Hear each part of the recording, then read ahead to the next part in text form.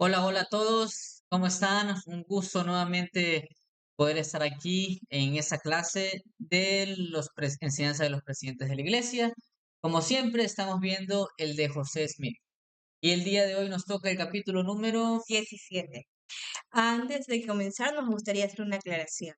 Este espacio que nosotros hemos creado junto con ustedes es un espacio increíble y nos encanta poder estar en vivo de martes a viernes. Pero vamos a tener un tiempo en el que ya no vamos a poder estar disponibles a esa hora. Pero nosotros los dos estuvimos hablando y nos apenaría mucho tener que dejar en pausa este proyecto,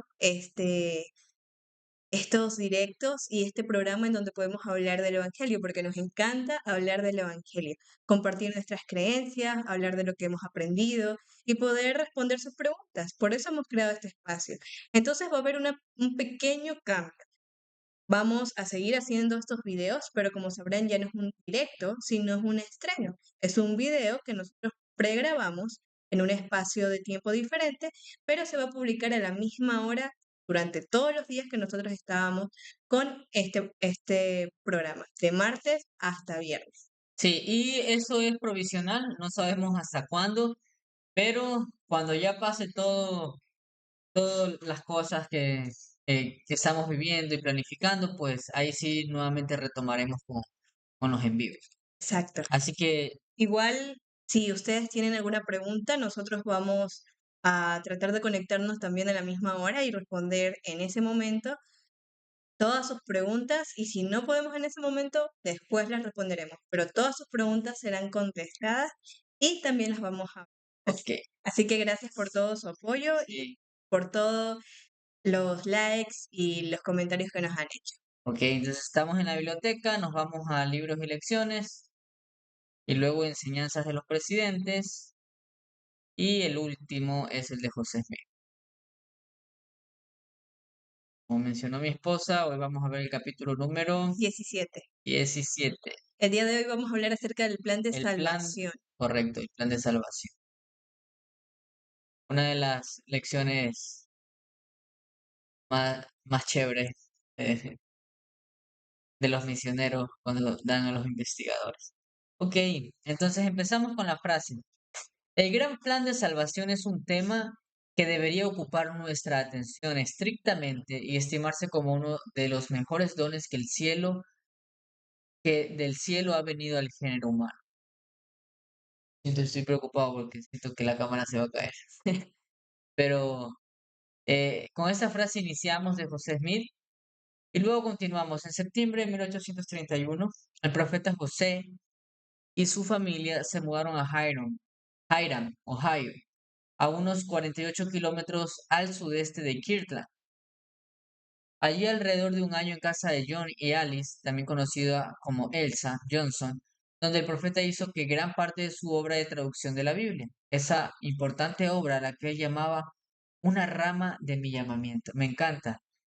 Y bueno, hasta ahí creo que voy a leer. Luego me gustaría contar de que cómo el profeta veía, ¿no? La obra de la traducción, específicamente la traducción de la Biblia, él la veía como una rama de su llamamiento, un apéndice sumamente importante de lo que el Señor le había mandado como su llamamiento de profeta, vidente y revelador aquí en la tierra. Entonces él atesoraba mucho el hecho de poder traducir.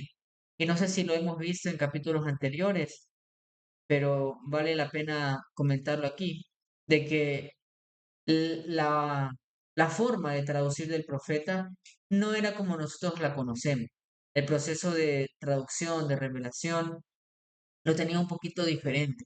No es como, a ver, aquí está esta palabra que dice tal y se traduciría literalmente a tal. No, él primero tenía varias formas de hacerlo, ¿sí? Y esas formas divinamente señaladas eran que él podía ver al idioma inglés las cosas que estaban ahí dentro de las planchas. Y había ciertas cosas pues que no, tal vez no había una traducción literal y tenía que buscar una palabra semejante pues a la que el pueblo estuviera acostumbrado. Ok, continuamos con la lectura. Sí,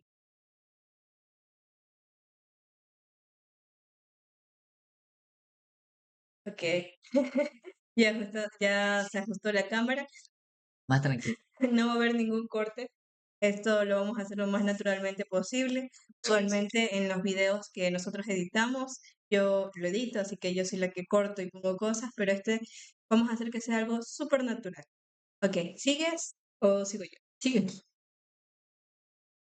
Esa importante obra, a la que él llamaba una rama de mi llamamiento, contribuye en gran forma a nuestra comprensión del plan de salvación. El profeta comenzó su trabajo en junio de 1830, cuando el Señor le mandó empezar a hacer una revisión inspirada de la versión del Rey Santiago de la Biblia en inglés. Desde hacía tiempo sabía que dicho libro no era siempre claro en cuanto a materias importantes. Había notado que Moroni le había citado algunos pasajes bíblicos, variando un poco de la forma en que se hallan en nuestra Biblia. Mientras traducía Primera de Nefi, capítulo 13, versículo del 23 al 29, se enteró de que muchas partes que son claras y sumamente preciosas se habían quitado de la Biblia, incluso muchos de los convenios del Señor. Y creo que para todas las personas que han leído la Biblia, hay veces en las que estamos leyendo, sobre todo ahora que estamos con el Ven Sígueme, aunque el Ven Sígueme hay partes en las que nosotros no leemos, hay ciertos capítulos que no leemos. Ok, ahora sí. Hay ciertos capítulos que no leemos. Entonces, algo interesante es de que a veces dice, y Dios se arrepintió. Y es como, Dios se puede arrepentir, pero realmente no es así. Es como un error que viene por parte de los años, como mencionó José Smith, por parte de los escribientes, por parte de las personas que traducían el libro de Mormón en la antigüedad. Entonces es un error, un pequeño error, que cuando ustedes lo leen en contexto se dan cuenta de que es un gran error. Entonces creo que esa fue una de las razones por las que José Smith comenzó esta traducción de la Biblia. Yo no diría que es una traducción. Realmente, una traducción es cuando tú tomas un registro que está en otro idioma y tú lo traduces como tal a otro idioma. Y por ejemplo, fuera diferente que yo tomara la Biblia en inglés y la empezara a traducir al español palabra por palabra, frase por frase. Pero eso no fue lo que hizo José Smith. José Smith lo que hizo fue una revisión inspirada, como comenta ahí el párrafo. Entonces, una revisión inspirada no es una traducción. Lo que él hizo fue ver si esa traducción era correcta o si había ciertas cosas según la revelación que el Señor le había dado. E inclusive él utilizó ciertos comentarios de la Biblia que habían hecho otros eruditos. Entonces, de acuerdo a esos comentarios de la Biblia, él decidió cambiar ciertas partes que creía que no se había traducido correctamente. Entonces, estaba haciendo una revisión. Y por eso, pues, es mucho más rápido que una traducción que muchas veces tarda un poco más. Obviamente sabemos que el profeta de todas formas tenía el don de traducción, el don de poder traducir anales antiguos, porque poseía tanto la piedra vidente como el Urim y Tumim, y aparte el don que el Señor le había dado. Pero esa sería la explicación aquí, Entonces, el libro de Mormón lo tradujo literalmente porque estaba en otro idioma y lo tradujo al idioma inglés, pero de la Biblia hizo una revisión. una remisión inspirada. Ok, claro, porque menciona, aquí estaba, por aquí decía, menciona la Biblia del Rey Santiago. Ujú. Creo que esta es Ahí dice en inglés, la versión en inglés y nosotros utilizamos la versión de la Reina Valera. correcto. Ok, vamos a continuar. Dice, más adelante el profeta dijo, creo en la Biblia tal como se hallaba cuando salió de la pluma de sus escritores originales. Los traductores ignorantes, los escribientes descuidados y los sacerdotes intrigantes y corruptos han cometido muchos errores. Noten estas contradicciones. Por ejemplo, ahí cita Hebreos 6:1. Por tanto, dejando ya los rudimentos de la doctrina de Cristo, vamos adelante a la perfección. Si un hombre deja los rudimentos o principios de la doctrina de Cristo, ¿cómo puede salvarse en los principios? Esto es una contradicción. No la acepto. Lo repetiré como debería de decir. Por tanto, no dejando los rudimentos de la doctrina de Cristo, vamos adelante a la perfección. Entonces, esa es una muestra de cómo el profeta hizo una revisión inspirada, ¿sí? Él no se basaba, eso es lo que yo te decía, no era una Traducción. traducción, porque cuando tú haces una traducción, Si la traducción dice no creo en Cristo, tú traduces no creo en Cristo. En cambio, lo que él hizo es, ¿cómo no va a creer en Cristo? Si es un profeta, entonces vamos a cambiar ciertas cosas para que en lugar de que diga no creo en Cristo, diga creo en Cristo. Entonces, esa fue la revisión que él hizo, para que la doctrina pudiera concordar. Entonces, él tomó primero la Biblia como tal, como referencia. Segundo, tomó como referencia los comentarios que habían hecho otros eruditos en cuanto a la Biblia. Y tercero, también tomó lo más, y creo que es lo más importante, tomó las revelaciones que el Señor le daba, que le dictaba a través de, primero, de sus dones y segundo, a través del Espíritu Santo, que también es un don, el cual le decía que ciertas cosas pues debían de ser de una forma distinta. Ok, y eso es algo bastante interesante porque muchas veces cuando se lee la Biblia, a veces hay pasajes que dices como, ¿qué está pasando? Sobre todo hay muchos pasajes que se repiten de, y Dios se arrepintió de esto, y Dios se arrepintió de haber hecho esto, y es como que no nos dejan interpretar la naturaleza correcta de Dios. Ok, proseguimos. De acuerdo con la guía del Espíritu, José Smith pasó unos 3 años revisando la Biblia, haciendo miles de correcciones en el texto y restaurando información que se había perdido. ¡Wow! La cual aclara maravillosamente muchas doctrinas que no están claramente presentadas en la Biblia actual. Esas revisiones inspiradas del texto de la Biblia se conocen como la traducción de José Smith de la Biblia. Cientos de pasajes de dicha traducción ahora forman parte de la edición santo de los últimos días de la versión del Rey Santiago de la Biblia en inglés. Y también algo bastante interesante es que en la versión que nosotros utilizamos de la Reina Valera de la Biblia, en la parte de abajo hay algunas, cuando ustedes leen la Biblia, hay algunas correcciones cuando se leen algunos versículos. Por ejemplo, en la parte donde dice, y Dios se arrepintió, no quiere decir que Dios se arrepintió, sino que la persona de la que se está hablando en ese momento se arrepintió. Y después menciona a Dios.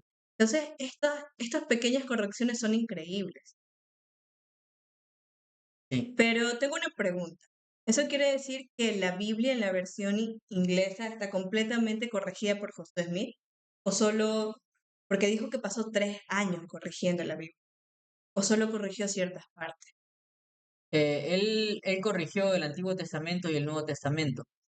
Nosotros, como, no sé cómo quedó eso, porque al principio tenía entendido de que la iglesia no tenía los derechos de toda Las la versión correcciones. inspirada del profeta José Smith. Lo tenía pues la comunidad de Cristo, pero no sé si llegaron a un acuerdo. Igual pueden googlear esa parte. Pero sí, es muy importante. Igual hay ciertos pasajes que se encuentran en la Biblia como tal, si son de habla hispana, ustedes pueden encontrar a lo último parte de la revisión de esa revisión inspirada del profeta José Smith. Y me gusta porque añade en cursiva lo que el profeta cambió. Entonces, si hay en la Biblia te decía no oró y José Smith lo cambió por oró, entonces la palabra oró va a estar en cursiva. Y eso me gusta mucho porque ustedes pueden estudiar las escrituras tomando en cuenta la revisión que hizo José Smith. Exacto, y eso nos da un panorama mucho más claro. Pero igual si la comunidad de Cristo todavía no ha vendido los derechos, creo que no faltaría mucho, ¿no? Me gustaría decir de que quizás en un futuro, así como ellos vendieron el templo de Kirtland, si no me equivoco, vendieron a la iglesia, creo que en un futuro también pueden venderle los derechos de la Biblia. Así que si en caso de que todavía no los tengamos, yo creo que en un futuro probablemente los podamos tener. Sí, y lo bueno es que ahorita podemos tener acceso a la mayoría de cosas. Entonces, continuando con esto, dice, la traducción de la Biblia que hizo el profeta fue una parte importante de su propia educación espiritual y de la restauración en desarrollo del Evangelio, de la verdad del Evangelio. Al revisar el Antiguo Testamento y el Nuevo Testamento, a menudo recibió revelaciones aclarando o ampliando los pasajes bíblicos. Por ejemplo, tenemos Doctrina y Convenios 74, 76, 77, 86 y 91, así como parte de otras secciones de este libro. Entonces, hay muchas aclaraciones en estas secciones donde nos hablan, por ejemplo, hay una versión donde se aclara qué quiso decir, qué quiso decir Juan el Amado, con las revelaciones, con las visiones que él tuvo, qué significado tiene tal cosa, qué significado tienen los cuatro seres con muchos ojos, etcétera, etcétera. Entonces, eh, cuando José Smith estaba en este proceso de revisión inspirada, se encontraba con ciertas cosas y decía, pero ¿cómo puede ser esto cierto? Entonces pedía al Señor y el Señor le revelaba más en cuanto a ese asunto que estaba revisando en la Biblia y no solamente añadía las correcciones en el texto, sino que gracias a eso tenemos estas secciones que nos permiten ampliar el conocimiento mucho más en cuanto a cada uno de estos temas que están en la Biblia. Ok, vamos a continuar. Cuando el profeta comenzó su traducción de la Biblia en junio de 1830, el Señor le reveló un largo pasaje de los escritos de Moisés. Dicho pasaje llegó a ser el capítulo 1 de Moisés en la Perla de Gran Precio, y en él se halla registrada una visión en la cual Moisés vio a Dios y conversó con él. Una visión tan extraordinaria que José Smith la llamó un bocado exquisito y una provisión de fortaleza. En ella, Dios enseñó a Moisés el propósito fundamental del gran plan de salvación. Y Dios el Señor habló a Moisés diciendo, porque he aquí, esta es mi obra y mi gloria, llevar a cabo la inmortalidad y la vida eterna del hombre. Y esto es bastante interesante, porque José Smith para poder escribir o para poder llegar a poner todo lo que nosotros tenemos y se conoce en la perla de gran precio, utilizó varias fuentes. Aquí utilizó la fuente de que tuvo una visión, tuvo una revelación que se la dio directamente Dios, y también sabemos de que por medio de del papiro pudo llegar a traducir lo que también conocemos como la parte de Abraham, El libro de el Abraham. libro de Abraham, exacto. Sí, que realmente, bueno, si ustedes podrán ver algunos artículos también de la Universidad de Brigham Young, se nos explica de que no fue tampoco, el libro de Abraham no fue una traducción literal, tampoco. Pero sí, me gusta mucho el hecho de que todas estas revisiones, lo siento, es que la cámara se va a caer en serio y me preocupa que se caiga porque si se cae, déjame sacarle. Espero que ahí no se mueva. Todas esta revelación, estas traducciones, esta revisión inspirada que el profeta estaba haciendo, no solamente estaba cumpliendo su rol como profeta, sino que también estaba siendo instruido personalmente. Es más o menos como cuando nosotros hacemos un estudio personal. O sea, el profeta lo disfrutaba. Ya no sé de dónde nos habíamos quedado. Disculpen que sí se cayó la cámara, Se cayó la cámara. pero bueno, vamos a continuar. Ok, entonces ya, toda esta revelación y revisión que hizo José Smith, él lo disfrutó mucho porque fue un estudio personal y gracias a eso él pudo aprender mucho en cuanto al plan de salvación, que es lo que vamos a aprender nosotros el día de hoy. Ok.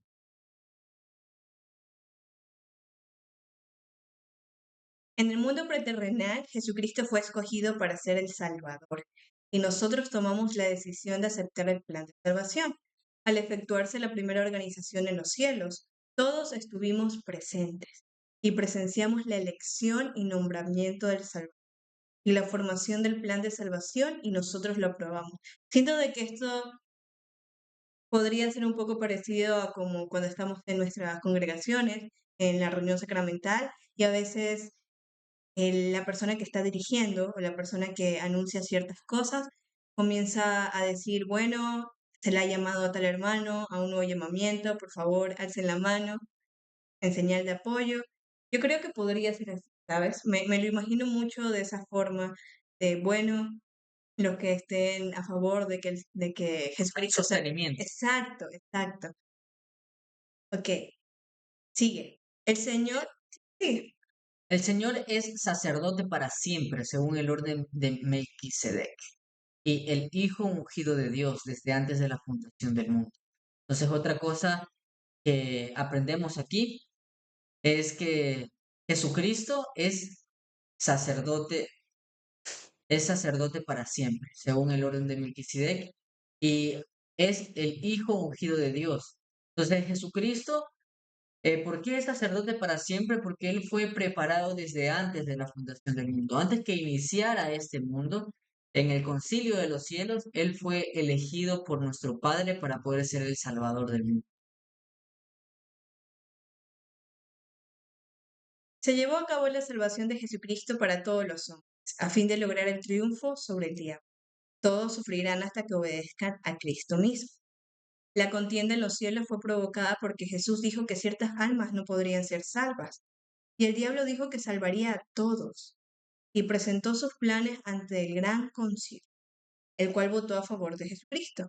El diablo entonces se levantó en rebeldía contra Dios y fue expulsado con todos aquellos que lo apoyaron.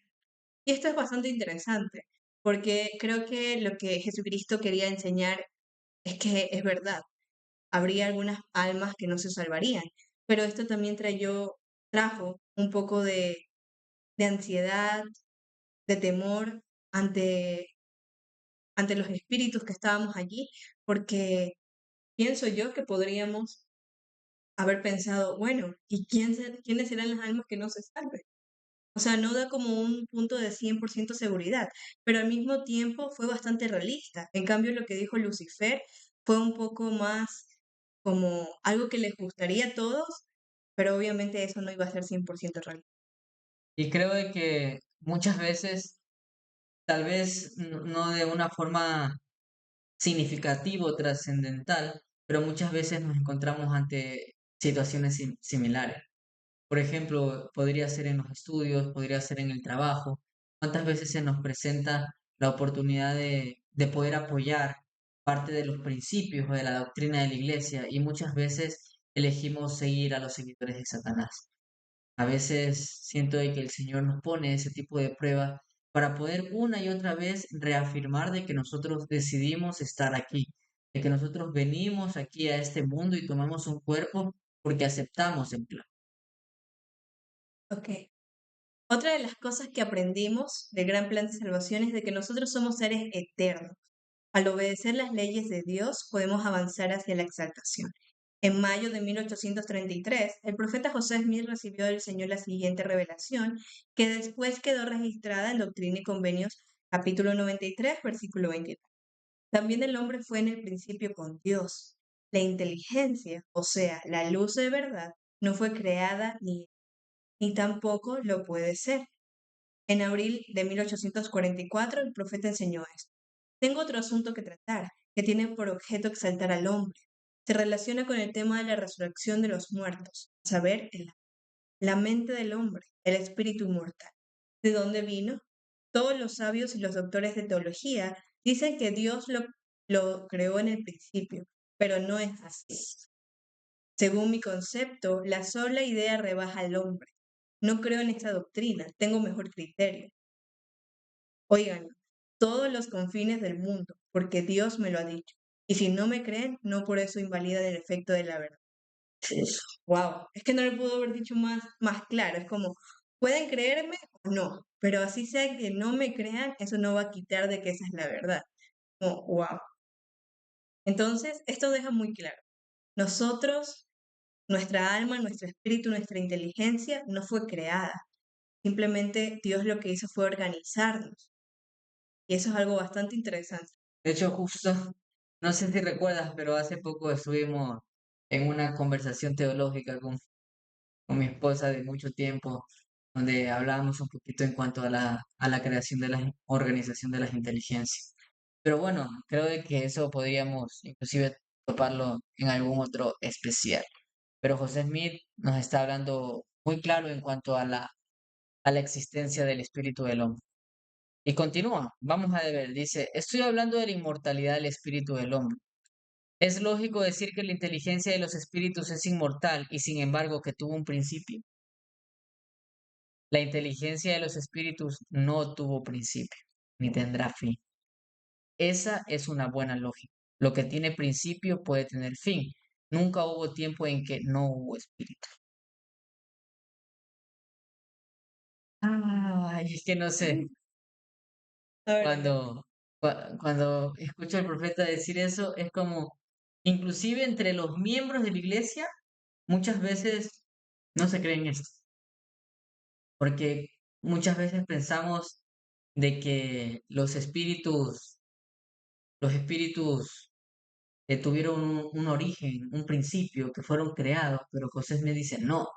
¿Cuántos de ustedes pongan en el chat habían escuchado alguna vez esto? Y este libro, como mencionamos, está en la Biblioteca del Evangelio y siempre ha estado ahí. O sea, es una publicación de la iglesia, ustedes pueden leerlo.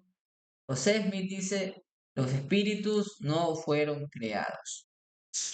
Y continúa, me quito el anillo del dedo y lo comparo a la mente del hombre, a la parte inmortal, porque no tuvo principio. Supongamos que lo partimos en dos, ahora tiene un principio y un fin, pero si lo volvemos a unir, sigue siendo un círculo eterno. Así es con el espíritu del hombre, y vive el Señor, que si tuvo un principio tendrá un fin. Todos los necios y todos los hombres instruidos y sabios que han existido desde el principio de la creación, que dicen que el espíritu del hombre tuvo un principio, afirman que debe tener un fin.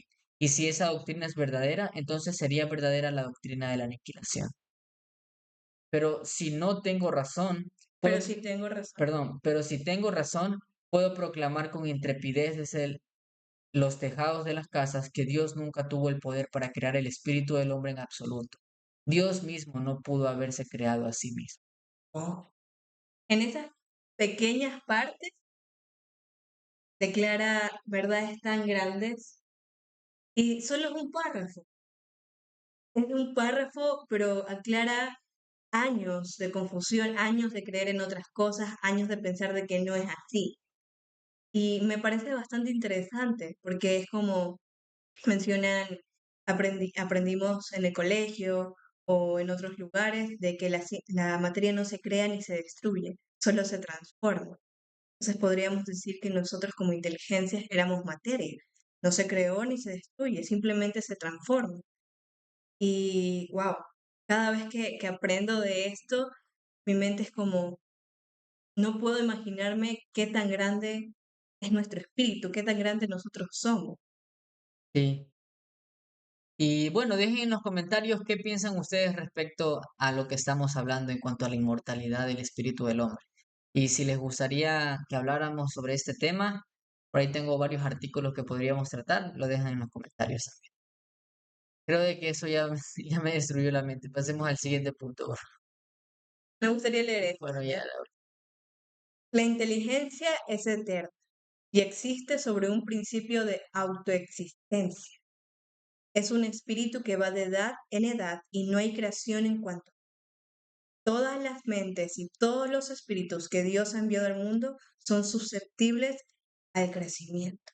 Wow. Y creo que esto va mucho de la mano con lo que nosotros aprendemos aquí en la Tierra. ¿Por qué estamos aquí? Justo vamos a ver esta parte, pero algo interesante de eso es que nosotros vinimos aquí a esta tierra para seguir aprendiendo y seguir creciendo, seguir conociendo. Y algo que me gusta mucho es que Lucifer, el diablo, se ve tan frustrado porque él ya no puede seguir creciendo ni aprendiendo. Recordemos de que él no tuvo un cuerpo como nosotros. Él simplemente está en una forma de espíritu. Y como no puede seguir creciendo y mejorando, él se ve frustrado. Y como leemos en el libro de Mormón, una de sus grandes metas es simplemente hacer caer al hombre, hacer lo que sea desgraciado y sea que miserable. sea miserable, exacto, es la palabra, una palabra que buscaba. Muchas gracias. Ok, el segundo punto. Vinimos a la tierra para obtener un cuerpo, para adquirir conocimiento y para vencer por medio de la fe. Todos los hombres saben que tienen que morir y es importante que entendamos las razones y causas del por qué estamos expuestos a las vicisitudes de la vida y de la muerte y cuál es el designio y propósito de Dios en que vengamos al mundo, suframos aquí y luego salgamos de este lugar. ¿Qué objeto tiene que alcancemos la existencia para entonces morir y perecer y no estar más aquí? No es sino razonable suponer que Dios nos revelaría algo relacionado con el asunto, y es un tema que deberíamos estudiar más que cualquier otro. Deberíamos estudiarlo de día y de noche, porque el mundo nada sabe respecto de su verdadera condición y relación con Dios. Entonces, básicamente nos está explicando de que necesitamos empezar a saber por qué estamos aquí. Si no sabemos por qué estamos aquí, no vamos a actuar de la manera en la que actuaríamos si conociéramos por qué estamos aquí. Entonces, para actuar de forma correcta necesitan averiguar por qué estamos aquí, cuáles son las razones, porque si no, no podríamos actuar de manera correcta. Y el hecho de que sepamos por qué estamos aquí, entonces vamos a entender de forma muy diferente, primero, la muerte.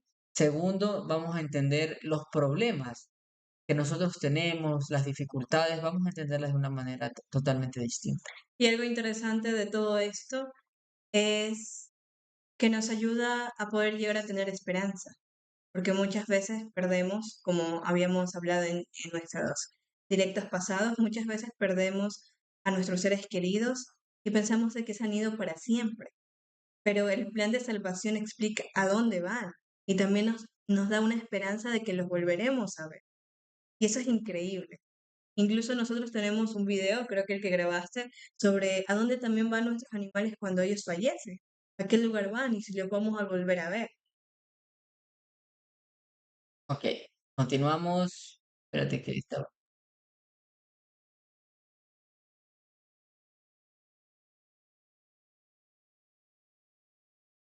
¿Me toca leer a mí? Sí, por favor. La salvación no es ni más ni menos que triunfar sobre todos nuestros enemigos y ponerlos debajo de nuestros pies. Y cuando tengamos el poder para poner a todos nuestros enemigos debajo de nuestros pies en este mundo, así como el conocimiento para triunfar sobre todos los espíritus malos en el mundo venidero, entonces seremos salvos. Me gusta esa parte del conocimiento, como en el caso de Jesús, quien había de reinar hasta poner a todos sus enemigos debajo de sus pies. Y el postrer enemigo fue la muerte. Y me parece bastante conmovedor que esa es la salvación. No simplemente es volver a vivir con Dios, sino lograr a tener el conocimiento para no ser confundidos por nuestros enemigos. Para, ¿Y a qué crees que se refiere cuando dice poner a todos tus enemigos debajo de tus pies? creo que se refiere a vencer a aquellas personas que nos alejan de Dios. Vencerlos como en una lucha. No, simplemente no ser confundidos por ellos. Pero No es una lucha literal. también podría significar Bueno, sí, el no ceder ante ellos, no ceder exacto. ante las tentaciones del diablo, no ceder ante las filosofías y presiones de los hombres. Ok. Y dice, tal vez hay aquí algunos principios que pocos hombres han considerado. Ninguna persona puede lograr esta salvación sino mediante un tabernáculo. O sea, no podemos lograr la salvación sin este cuerpo del cual estamos disfrutando. En este mundo los hombres son egoístas por naturaleza, son ambiciosos y se afanan por aventajar a los demás. Sin embargo, algunos están dispuestos a edificar a otras personas, así como a sí mismos. Qué bonito. En igual manera, hay una diversidad de espíritus en el otro mundo. Algunos tratan de aventajar y así fue con Lucifer cuando cayó. Él ambicionaba cosas que eran ilícitas. Por consiguiente, fue echado fuera y se dice que llevó a muchos tras de sí. Y la severidad de su castigo es que no puede tener un tabernáculo. Ese es su castigo. Dos cosas que comentar aquí. Primero, recuerdo de que hace poco yo comentaba acerca de mi llamamiento con una persona, una conocida mía, y ella me decía algo de mi llamamiento, ¿no? Y yo decía, mi llamamiento me hace feliz. Y yo le decía que yo era feliz porque estaba ayudando a otros y estaba ayudando a contribuir a algo bonito por las demás personas, sirviendo a los demás. Y me dijo, yo pensé que lo hacías como por obligación o algo así. Entonces, el hecho de poder edificar a otros, así como nos edificamos nosotros mismos, forma parte de controlar y de tener a sus enemigos debajo de sus pies. El poder hacer lo justo porque es justo, ¿sí? No porque la mayoría lo hace, sino porque realmente es bueno y es verdadero. Y esto también me llega a la mente que muchas veces, la felicidad llega a través de ayudar a otros. Es bastante lícito de que nosotros logremos conocimiento, de que nosotros aprendamos, pero ¿de qué nos vale tener tanto conocimiento para nosotros si no los compartimos con los demás? si no les enseñamos a aquellas personas que nada saben acerca de esto, pero poco a poco, como se le enseña a los niños, no de una, sino poco a poco para que esa persona pueda comprender todo esto que nosotros le estamos enseñando. Y muchas veces eso pasa cuando tenemos llamamientos como de maestros en la iglesia, cuando nosotros somos llamados a un cargo, también un llamamiento, también hay que enseñarle a estas personas, hay que amarles. Y el último punto, porque ya estamos con el tiempo, es, Dios nos ha dado albedrío moral y la potestad de escoger. Creo que es un punto bastante extenso, pero vamos a tratar de resumirlo. ¿Ibas a decir algo? Si los hombres desean obtener la salvación, tienen que sujetarse antes de salir de este mundo a ciertas reglas y principios que se establecieron por decreto inalterable antes que el mundo fuese. Entonces, creo que es un preámbulo excelente, porque el albedrío moral y la potestad de escoger muchas veces lo confundimos con un libertinaje, pero lo que nos enseña el albedrío moral es que nosotros necesitamos escoger el bien. No es como, uy, no, tú puedes escoger lo que tú quieras. Haz lo que se te dé la gana. Dios te ha dado ese poder. Y eso no es así, eso es falso, eso es una doctrina del diablo. El albedrío moral es la capacidad que el Señor nos ha dado para saber escoger lo correcto. Y se me viene a la mente una canción de la primaria que se llama Escojamos lo correcto. Bueno, es lo que recuerdo, ¿sí? Y me gusta porque es escoger lo correcto, a pesar de que se nos presenta la oportunidad de ceder a la tentación, de hacer cosas malas, de ser egoístas, etcétera, etcétera, nosotros escogemos hacer lo bueno. Y entonces lo que José Smith nos quiere decir aquí es la salvación antes de que tú seas salvo, antes de que vivas la vida que Dios vive, necesitas aprender a sujetarte a reglas y principios que no pueden ser cambiados. Wow. Entonces, no es haz lo que quieras, es aprende a sujetarte a las reglas y normas por decisión propia. Creo que eso también va mucho de la mano con este artículo de fe, donde José Smith escribió de que nosotros nos sometemos a las leyes de nuestro país, a los reyes, a los gobernantes, y muchas veces me había preguntado por qué, ya que muchas veces las reglas de nuestro país a veces pueden llegar a ir en contra de nuestros principios, o a veces llegar a ir en contra de lo que nosotros creemos, sobre todo cuando hablamos de países corruptos. Entonces, yo creo que más que si la ley va en contra o no va en contra de nuestros principios, es a que nosotros podamos aprender de que hay leyes, de que hay normas, de que hay reglas. Y no podemos simplemente salirnos y hacer lo que nosotros queramos, sino que hay que ser obedientes. Correcto. Y eso simplemente es como una preparación pequeña para lo que nos va a venir en el futuro. No son leyes que se cambian, no son leyes que, digamos, si las quiero obedecer, las obedezco y si no quiero, no las hago. No, son leyes que están allí y son inalterables.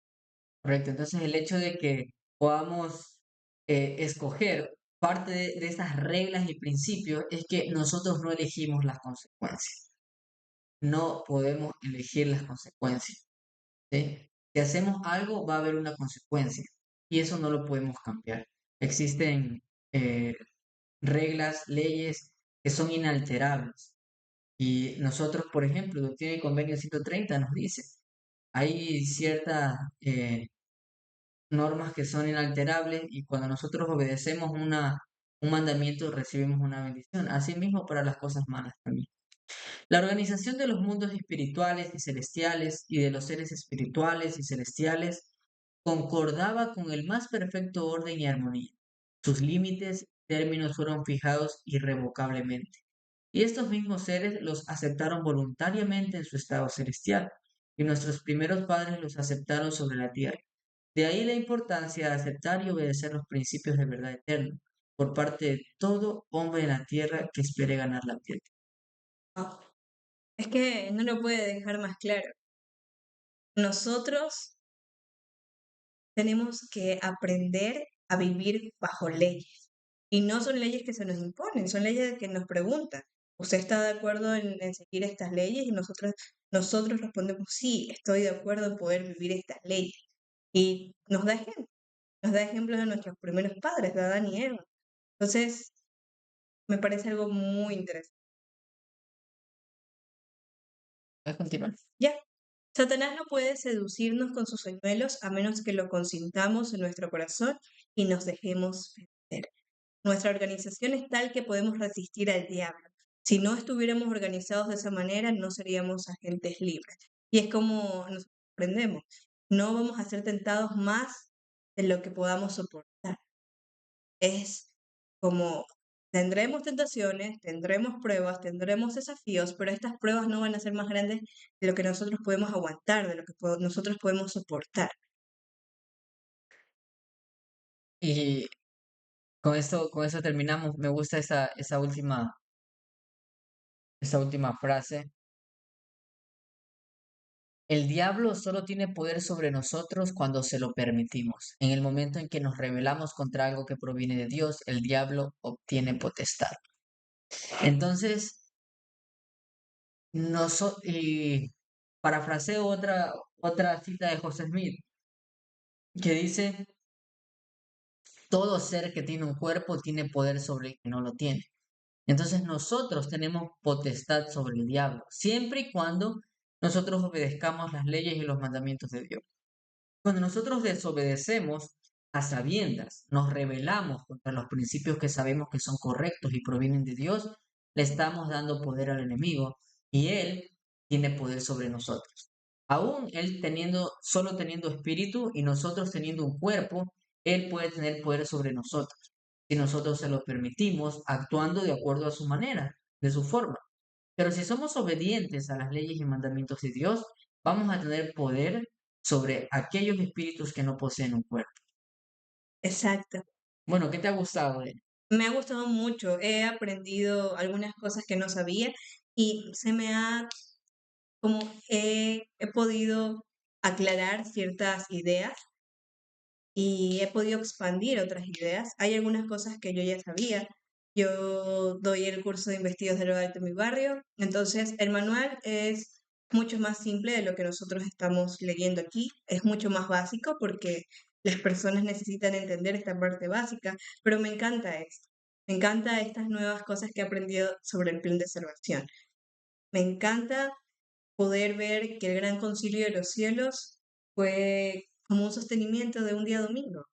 Es increíble. Nunca lo había podido ver ni imaginar de esa forma.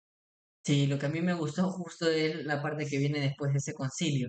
El hecho de que estamos aquí, necesitamos aprender por qué estamos aquí.